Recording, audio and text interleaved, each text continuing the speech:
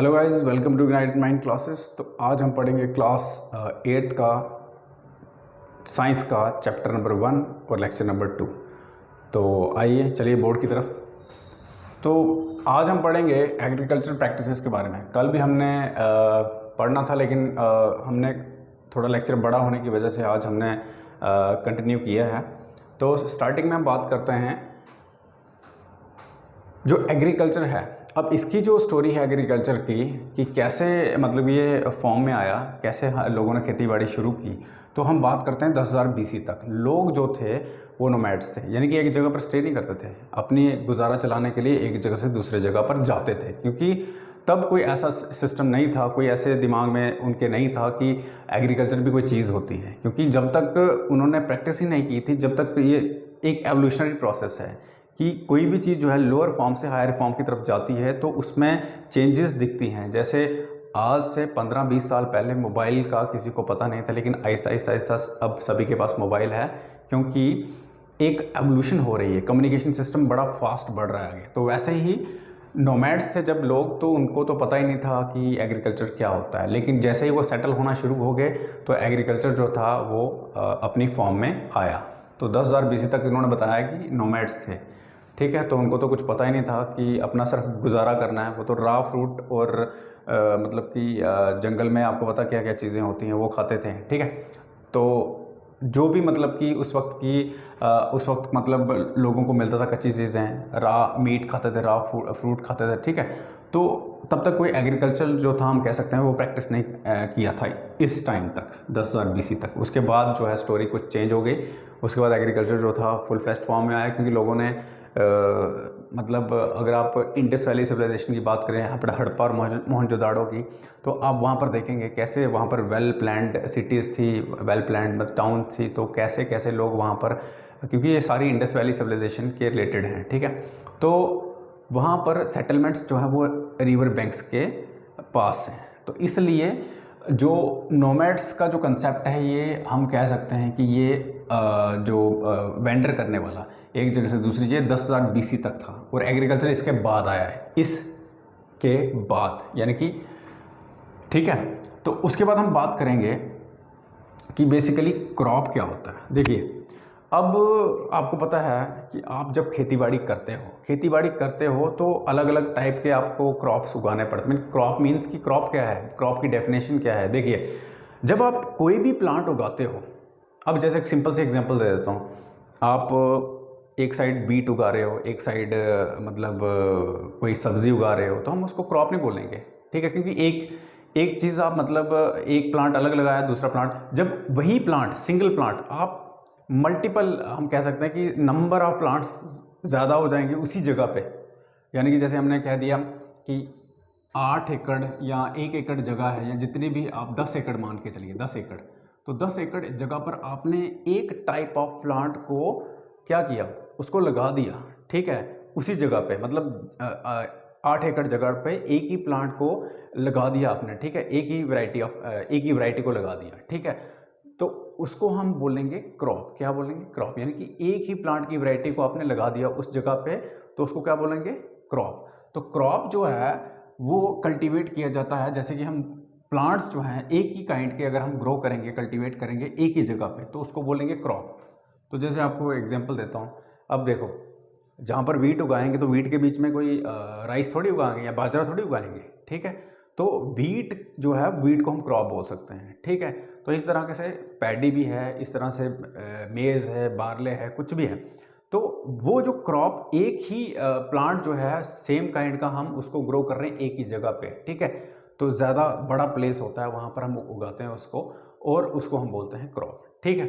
अब आगे अगर हम बात करें, तो ये तो आ गया क्रॉप के बारे में। अब हम क्रॉप को उगाने के लिए कुछ ऐसी चीज़ें होती हैं जो इम्पोर्टेंट, हम कह सकते हैं कि एक उसका हिस्सा है। क्रॉप तो ऐसे नहीं उग जाता, यानी कि इसको उगाने के लिए काफ़ी सारी मतलब कि इम्पोर्टेंट जो रोल प्ले करते हैं, कुछ कंपोनेंट्स होते हैं, कुछ हम कह सकते हैं कि जैसे क्लाइमेटिक कंडीशंस होती हैं। अब क्लाइमेटिक कंडीशंस वेरी करती हैं प्लेस टू प्लेस, ठीक है।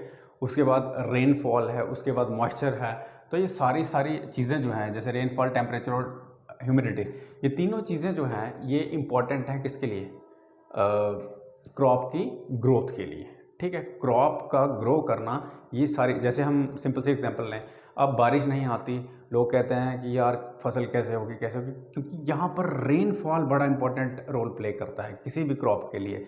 अगर ज़्यादा हो गया तो फिर बर्बादी हो जाएगी, बिल्कुल कम होगा तो भी बर्बादी होगी। इसलिए जो रेनफॉल पैटर्न जो है वो पूरे इंडिया में, पूरे वर्ल्ड में वो चेंज है। हर एक जगह का मतलब कहने का कि क्लाइमेटिक वेरिएशंस हैं, क्लाइमेटिक कंडीशन सेम नहीं है हर जगह पे, ठीक है। कहीं पे रेनफॉल कम होगा, ज़्यादा होगा, कहीं पे टेम्परेचर ज़्यादा होगा, कम होगा, कहीं पे ह्यूमिडिटी ज़्यादा होगी, कम होगी। तो ये तीनों कंपोनेंट्स जो हैं, यानी कि ऑन द होल हम कहेंगे क्लाइमेटिक कंडीशंस वेरी करती हैं प्लेस टू प्लेस, ठीक है। अब बात करते हैं, जब हमने इनकी बात ही कर ली है तो अब हम ये भी बात करेंगे कि क्लाइमेटिक कंडीशन वेरी करती हैं, लेकिन उसके बाद हमारा जो नेक्स्ट स्टेप होगा, हम ये कहेंगे क्या क्लाइमेट, कहाँ पे क्या चीज़ हो रही है, यानी कि कौन से टाइम क्या चीज़ होती है। तो हम यहाँ पर बात करेंगे कौन सी, रेनी सीजन और विंटर सीजन के बारे में। तो जब हम बात करेंगे खरीफ क्रॉप का, तो खरीफ में हम रेनी सीजन को इंक्लूड करेंगे, ठीक है। तो ये जो क्रॉप्स जो उगाई जाती हैं गर्मियों में, जिनको खरीफ क्रॉप बोलते हैं, और ये रेनी सीजन होता है। रेनी यानी कि रेन चाहिए भाई, बारिश चाहिए, पर बारिश किसके लिए है, बारिश चावल उगाने के लिए, कि चावल को तो बहुत ज़्यादा ही मॉइस्चर, उसको तो पानी चाहिए भाई, पानी के बिना तो उगेगा नहीं। तो इसलिए हम क्या करते हैं, पैडी, ये धान की फसल, मेज़, मक्की उगाते हैं, सोयाबीन और मूंगफली, ग्राउंडनट, ठीक है। तो ये उगाते हैं हम कब, जब हमारा समर के बाद क्या आता है, समर जो होती है, समर यानी कि अप्रैल मई और उसके बाद जून, तो जुलाई अगस्त आगे, मतलब ये क्या चलता जाता है, ये कंटिन्यूसली हमारा चलता जाता है, जून जुलाई अगस्त सितंबर रेनी सीजन, ठीक है, मानसून का टाइम होता है ये, ठीक है। तो इस वक्त हम ये क्रॉप्स उगाते हैं। उसके बाद आते हैं रबी क्रॉप्स। रबी क्रॉप्स क्या है, रबी क्रॉप्स जो हैं वो विंटर सीजन में उगाए जाते हैं। तो ये नॉर्मल हम कह सकते हैं, जब हम वीट जो हैं उनको हम लगाते हैं, वीट का जो क्रॉप है वो लगाते हैं, तो वीट को उगाते हैं अक्टूबर और मार्च तक, मतलब अक्टूबर से हम में लगाते हैं और मार्च अप्रैल में जाके हम इसको हार्वेस्ट करते हैं, ठीक है। तो इसमें वीट तो आएगा, लेकिन ग्राम, पी, मस्टर्ड, तो ये सारी जितने भी आपको चीज़ें बताई हैं, ये हम क्रॉप जो बताए हैं सारे हम कब लगाते हैं, ये लगाते हैं हम विंटर सीजन में, ठीक है। जब वो शुरू होता है, हार्वेस्ट करते हैं, जब हम कह सकते हैं कि बैसाखी वगैरह आती है, तो खासकर तो वीट तो उस वक्त काटे जाते हैं, ठीक है, उस वक्त उसको हार्वेस्ट किया जाता है, ठीक है। तो यहाँ पर आपको मुझे लग रहा है कि सारा कंसेप्ट क्लियर हो गया होगा, ठीक है। तो खरीफ और रबी क्रॉप्स, ये दोनों याद रखना है, बहुत बड़ा इंपॉर्टेंट क्वेश्चन आता है, ठीक है। उसके बाद अब ये सारी चीज़ें समझाने के बाद एक चीज़ माइंड में स्ट्राइक कर रही है मेरे, कि अब क्रॉप तो उगाने ही हैं हमने, लेकिन इनको उगाने के लिए किन किन चीज़ों की ज़रूरत है, कैसे, ऐसे थोड़ी उगाएंगे, क्रॉप को उठाया तो मतलब प्लांट को उठाया किसी मतलब कि वैरायटी के तो लगा दिया बस उग गया, ऐसा नहीं है। कुछ चीज़ें जो हैं, कुछ प्रैक्टिसेस जो हैं, हमें वो मतलब कि हम कह सकते हैं वो फॉलो करना पड़ती हैं चीज़ें, वो स्टेप्स फॉलो करने पड़ते हैं, वो प्रैक्टिसेस जो हैं हमें करना पड़ती हैं, और तभी जाके जो है हमारे प्लांट की ग्रोथ अच्छी होती है, पैदावार अच्छी होती है। जैसे कोई अच्छी प्रैक्टिसेस हमने मतलब प्रैक्टिस नहीं अपनाई एग्रीकल्चर के रिलेटेड, तो हमारे क्रॉप की प्रोडक्शन कम होगी। तो जैसे हम सिंपल स्टेप में मैंने लिखा है, सबसे पहले हम अगर बात करें तो क्रॉप की जो कल्टीवेशन है, हम क्या कहेंगे, कल्टीवेशन ऑफ क्रॉप्स, इसमें काफ़ी सारी एक्टिविटीज़ हैं। एक्टिविटीज़ जैसे हम सिंपल सी बात करें, एक गार्डनर को देखा है, गार्डनर जो बगीचे में काम करता है, ठीक है, जैसे वो ऑर्नामेंटल प्लांट्स वगैरह होते हैं, कैसे मतलब कि जो मनी प्लांट हो गया, दूसरा और भी काफ़ी सारे अच्छे मतलब कि जो घर में हम प्लांट्स वगैरह लगाते हैं, जो सिर्फ एक हम कह सकते हैं कि अपनी ब्यूटी जो है, नेचुरल ब्यूटी जो है वो मतलब कि घर की जो है एक बनी रहती है, ठीक है। तो एक अपना गार्डन आ गया, आर्टिफिशियल गार्डन आ गया, ठीक है, हम जो बनाते हैं वहाँ पर, ठीक है। तो वो एक कह सकते हैं कि वहाँ पर सेम चीज़ें जो है, हाँ, वहाँ पे गार्डनर करता है, वही चीज़ें एग्रीकल्चर में की जाती हैं सेम, ठीक है। तो वहाँ पर एग्रीकल्चर प्रैक्टिसेस इनको हम बोलते हैं, और ये प्रैक्टिसेस जो होती हैं, इसमें 3 4 नहीं 5 6 7 स्टेजेस जो हैं हम करते हैं, आती हैं। जैसे प्रेपरेशन ऑफ सॉइल, तो प्रेपरेशन ऑफ सॉइल में जैसे कि आपको पता है प्रेपरेशन क्या होती है, सॉइल प्रेपरेशन क्या होती है, ये प्रेपरेशन, हम किसी एग्ज़ाम की प्रेपरेशन की बात नहीं कर रहे, हम सॉइल की प्रेपरेशन। भाई सॉइल जो है वो क्या आपने अच्छी तरह उसको लूजन किया है, क्या वो फिट है कि वो मतलब प्लांट हम वहाँ पर लगा सकें, या फिर कोई वहाँ पर कोई वैरायटी लगा सकें प्लांट की। तो ये चीज़ें देखना पड़ती है, उसको लूज़ करना पड़ता है ताकि एयर जो है, एयर जो है वो मतलब और मॉइस्चर जो है वो दोनों चीज़ें जो हैं वो मतलब वहाँ पर उस सॉइल में रहें, क्योंकि मॉइस्चर कंटेंट जितना अच्छा होगा सॉइल में उतना ही ज़्यादा मतलब सॉइल जो है वो मतलब पकड़ बनाएगी, यानी कि उसको पकड़ेगी, उसकी रूट्स जो हैं और ज़्यादा नीचे तक जाएंगी, किसकी जो हम वहाँ पे प्लांट लगाएंगे। ठीक है, तो उसके बाद नेक्स्ट स्टेप में आ जाता है सोइंग। अब देखो सीड लगाना है, तो नेक्स्ट स्टेप में पहले स्टेप में आपने सॉइल को लूज़ किया ताकि जो प्लांट है अच्छी तरह हम लगा सकें, कोई भी क्रॉप हम लगा सकें। ठीक है, तो नेक्स्ट है सोइंग प्रोसेस। सोइंग मीन्स कि बीज डालना। बीज डालते हैं जब सॉइल को आप ट्रैक्टर के साथ कल्टीवेट करते हैं या कुछ भी मतलब कि आप हम कह सकते हैं कि ट्रैक्टर वगैरह चलाएं या प्लो किया, तो उसके बाद हम लगाते हैं बीज, क्योंकि जब सॉइल लूज़ होगी उसके बाद हम बीज ही लगाएंगे, क्योंकि बीज उसके बाद बिल्कुल सॉइल में मिक्स हो जाता है। ठीक है, नेक्स्ट हमारा काम होता है बीज लगा लिया, बीज डाल दिया, सो कर दिया, उसके बाद हम मैन्योर या फर्टिलाइज़र जो है मतलब कि उसके बीच में डालते हैं। तो मैन्योर आपको पता है नेचुरल है, गोबर का बनता है, और जो हमारी पत्तियाँ होती हैं, ठीक है, इसका मतलब कि जो पत्तियाँ होती हैं नीचे गिरती हैं, उसका जो सड़ा हुआ मतलब कि वो होता है प्रोडक्ट, वो है वो मैन्योर होता है। ठीक है, घास फूस। उसके बाद फर्टिलाइज़र, ये तो आपको पता है, ये तो इनऑर्गेनिक हम कह सकते हैं कि पार्ट है। ठीक है, ये इनऑर्गेनिक हम कह सकते हैं फर्टिलाइज़र क्या है, इनऑर्गेनिक सब्सटेंस है। तो ये जो फर्टिलाइज़र है ये बेसिकली मैन मेड होता है। ठीक है, बट अगर हम देखें इसके बारे में मतलब इसके प्रोडक्शन पर्पज़ के लिए, तो production as compare to manure इसकी ज़्यादा है, बट हार्मफुल ये ज़्यादा है, सेहत के लिए ये ख़राब है फर्टिलाइज़र, क्योंकि मैन मेड है। तो जब मैन बनाएगा कुछ मिक्स करके तो कुछ में हार्मफुल कंपोनेंट्स भी होंगे, तो ये सॉइल को बर्बाद करते हैं। ठीक है, लेकिन ये बर्बाद नहीं होने देता, ये सॉइल की प्रोडक्टिविटी को क्या करता है, मतलब कि वो ये नुकसान नहीं पहुंचाएगा। प्रोडक्टिविटी इसकी कम होगी लेकिन ये फॉर एवर चलेगा, लेकिन ये फॉर एवर नहीं चलता, इस सॉइल को बर्बाद कर देता है। उसके बाद हम बात करते हैं, अब ये सारी चीज़ें हम डिस्कस कर दी, तो इरिगेशन को भी नहीं छोड़ेंगे। अब इरिगेशन क्या है? इरिगेशन इज जस्ट लाइक कि पानी, क्या जो आपने क्रॉप लगाया है क्या उसको पानी मिल रहा है अच्छी तरह?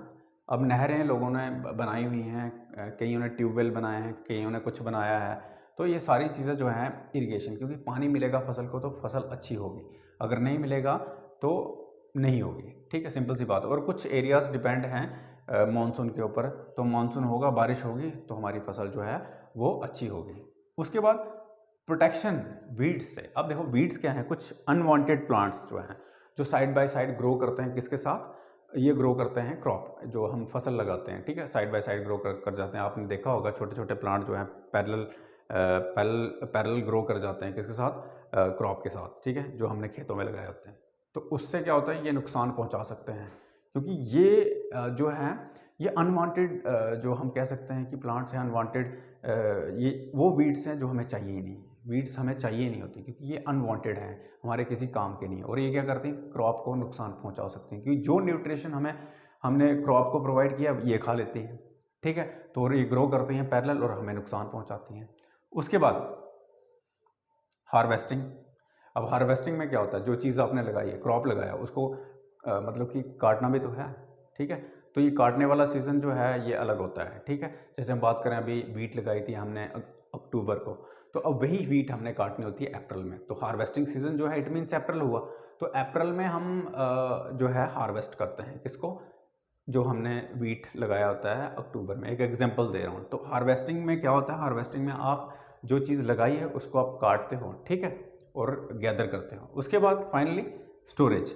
अब स्टोरेज क्या है? स्टोरेज हो गया जो आप मतलब कि हार्वेस्ट किया हुआ जो मतलब कि क्रॉप होता है, जैसे कोई फसल हो गई, कुछ भी हो गया, राइस हो गए, वीट हो गया, ज्वार, बाजरा, ग्राउंड नट, कुछ भी हो गया, तो आप उसको स्टोर करोगे। स्टोरेज क्यों? कारण क्या है स्टोरेज का? ये कारण है कि आपको मॉइस्चर जो है जो मॉइस्चर लगा होता है उसको मॉइस्चर, क्योंकि जब आप फसल काटते हो तो उसमें मॉइस्चर कंटेंट होता है, मॉइस्चर उसमें उसके अंदर होता है, थोड़ा थोड़ा ऐसे चिपचिपा गिला गिला होगा। अब आप उसको स्टोर करते हो, बट उसके पहले उसको क्या करते हो, सुखाते हो। सुखाने से ये फ़ायदा होता है कि जो मॉइस्चर जो होता है उसके साथ लगा होता है वो सूख जाता है, और आप उसको आराम से स्टोर कर सकते हो। स्टोर करने से आप उसको मॉइस्चर से बचा सकते हो, रेड से बचा सकते हो, और काफ़ी सारी जो मतलब कि ऑर्गेनिज्म जो हार्मफुल होते हैं उनसे आप बचा सकते हो अपने क्रॉप को। ठीक है, तो इस तरह से आज हमने सिर्फ एग्रीकल्चर प्रैक्टिसेस के बारे में पढ़ा है।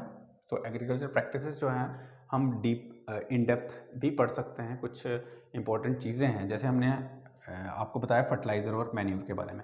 तो फर्टिलाइज़र और मैन्यूर आप समझ गए कि ये एक नेचुरल गोबर का बना हुआ है, और ये फर्टिलाइज़र जो है ये मैन मेड प्रोडक्ट है। फर्टिलाइज़र जैसे ये खाद जो है वो मैन मेड है, और ये मतलब ये कहने का मतलब ये फर्टिलाइज़र जो है ये मैन मेड है, और ये मैन्यूर जो है ये नेचुरल है।